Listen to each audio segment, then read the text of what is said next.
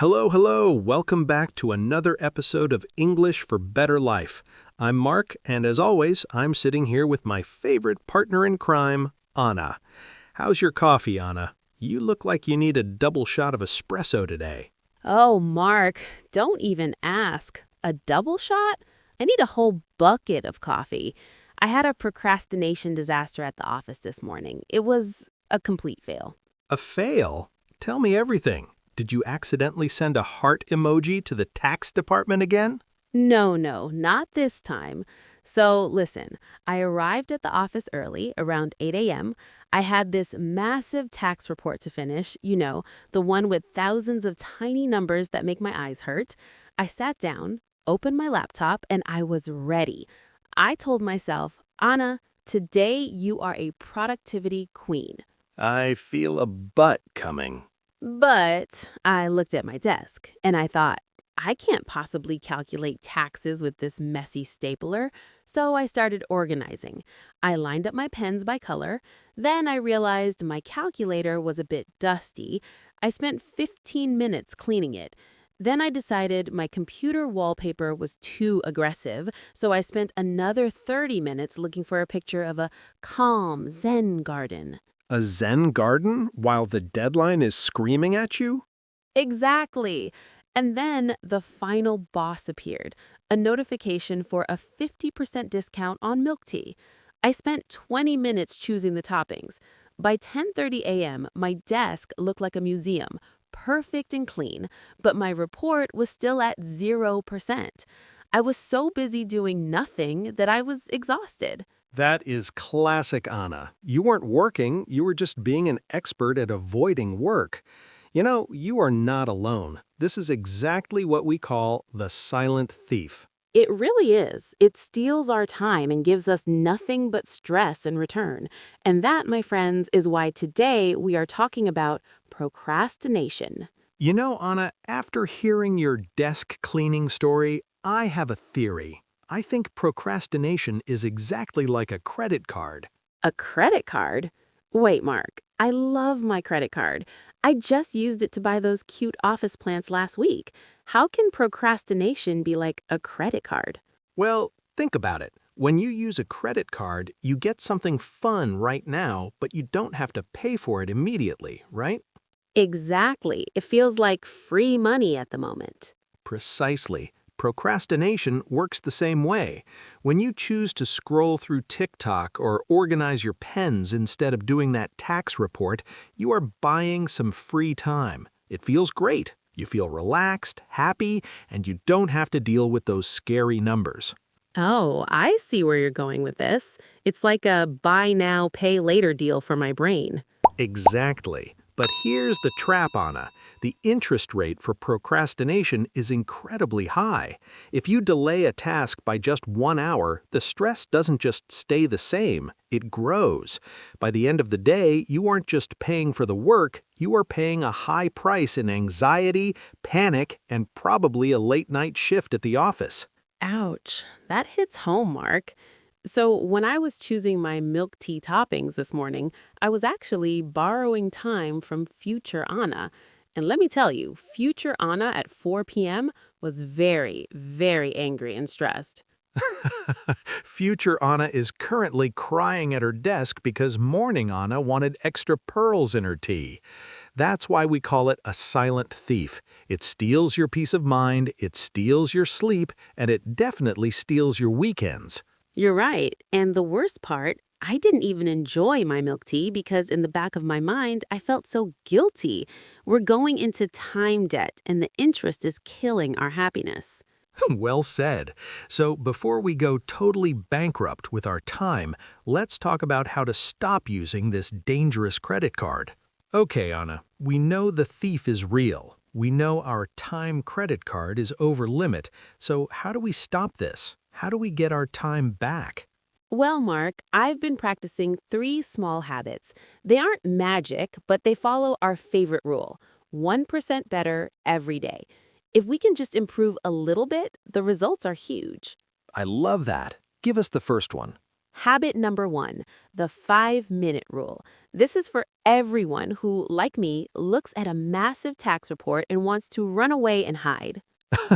Running away sounds like a good plan. Right? But instead of running, I tell my brain, Anna, we're not finishing this report today. We're only doing it for 5 minutes. Just 5 minutes. I set a timer. And does it work? Or do you just stop exactly at 5 minutes and go buy another milk tea? Most of the time, I don't stop.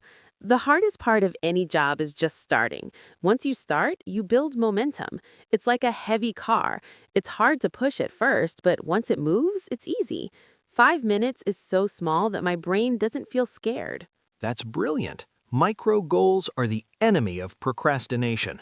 Okay, what's habit number 2? This one sounds a bit gross. Eat the ugly frog first. Wait, Anna, I'm a vegetarian. Are we really eating frogs now? No, Mark, it's a famous saying. Your frog is the most difficult, most annoying task on your list. For me, it's checking those long, boring tax laws. Usually, we leave the frog to 4 p.m. when we're tired and grumpy. And then we don't do it at all. Exactly. The habit is to eat the frog at 8:30 a.m., right after you arrive. If you finish the scariest task first, the rest of the day feels like a vacation. You don't have that dark cloud hanging over your head while you talk to your colleagues. I like that. Eat the frog, then enjoy the sunshine. And what's the final habit? This one is my favorite, but it's the hardest, the phone jail. I have to confess, Mark, I'm addicted to those funny cat videos. Who isn't? One video leads to 10 videos and suddenly it's lunchtime. Exactly. Notifications are the silent thief's best friends. Every time my phone pings, I lose focus. It takes 20 minutes to get back into deep work after checking one message. So now I put my phone in a drawer, or even better, in another room. So the phone is literally in jail? Yes, out of sight, out of mind. If I have to walk to another room to check Facebook, I usually decide it's not worth the effort. It creates a friction between me and my bad habits. These are fantastic, Anna. Start small with 5 minutes, finish the hardest task first, and put the distractions away. It's all about protecting your focus.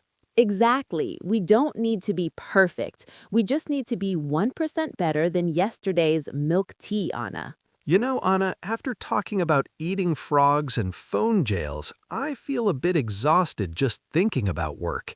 Even when we try to be 1% better, the office can still be a very stressful place. You're so right, Mark, especially for those of us working with numbers and strict laws. Sometimes I look at my Excel spreadsheet and the rows and columns start to look like a giant cage. My heart beats faster, my shoulders get tight, and I just want to scream. But I can't scream in the middle of a quiet tax office. No, please don't. They might call security. So, what's your secret? How do you stay zen when the deadlines are chasing you? Well, I've been learning about mindfulness. It's a big word, but the practice is very minimalist. I call it my 3-breath reset. 3 breaths? That sounds like something even a busy manager could do. Tell me more.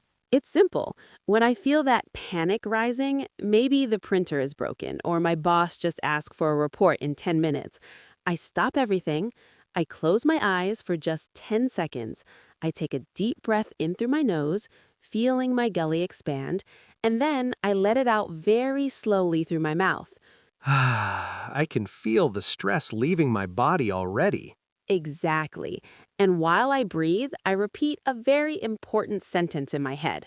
Rest is not wasting time. That's a powerful philosophy, Anna. I think many people feel guilty when they aren't doing something. They think if they aren't typing, they're being lazy. That's the trap. Our brains are like a computer. If you keep too many tabs open for too long, the computer gets hot and slow. Taking 3 deep breaths is like closing those extra tabs. It's a minimalist way to clear your mental desk. So, rest is actually a tool for work. Exactly. In the world of tax and finance, one small mistake can be a big problem.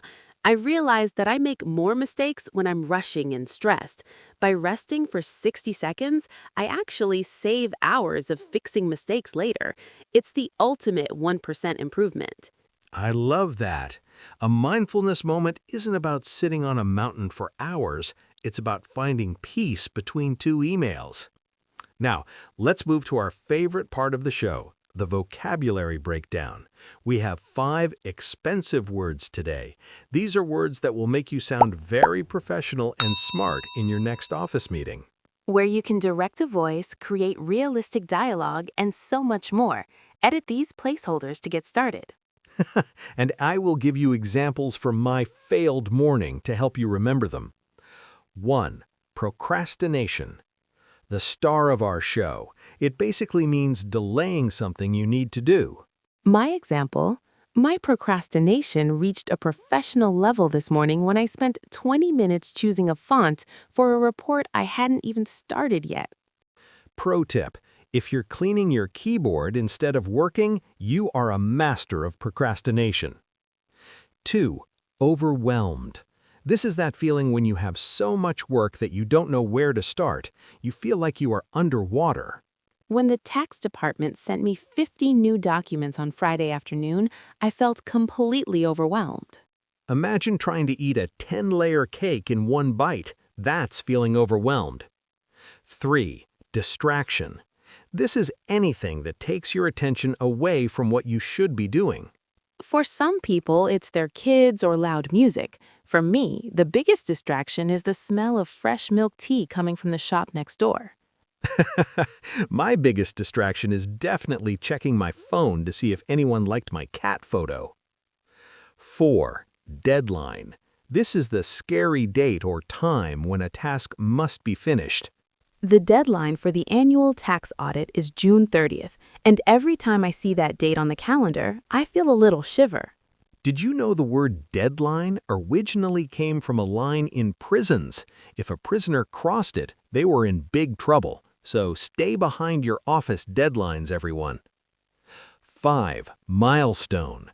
This is a small success or a specific point in a big project. It helps you see your progress. Finishing the first 3 pages of my report was a huge milestone for me today. I celebrated by, well, taking a 2-minute breath.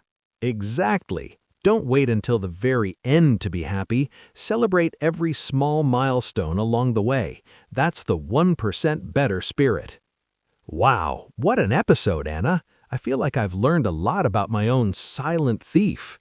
Me too, Mark. It's a journey, right? We aren't trying to be perfect robots. We are just trying to be a little more mindful and a little less busy with the wrong things. Well said.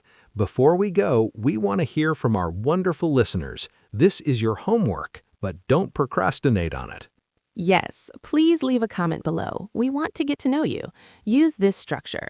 I'm name from city or country, and I usually procrastinate by your bad habit or your distraction.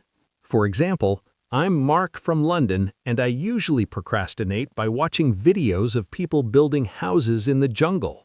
And I'll be reading all your comments while I have my afternoon tea break. Remember, that's my planned rest, not procrastination. We hope you have a wonderful day. Remember, don't look at the giant mountain ahead, just look at the next small step. 1% better every day is all it takes. And don't forget, rest is not wasting time. It's preparing you for greatness. Take care of yourselves, and we'll see you in the next episode of English for Better Life. Bye-bye for now. Hey, Mark, do you want to go get some milk tea now? Only if you finished that report, Anna. Almost. Let's say 99%.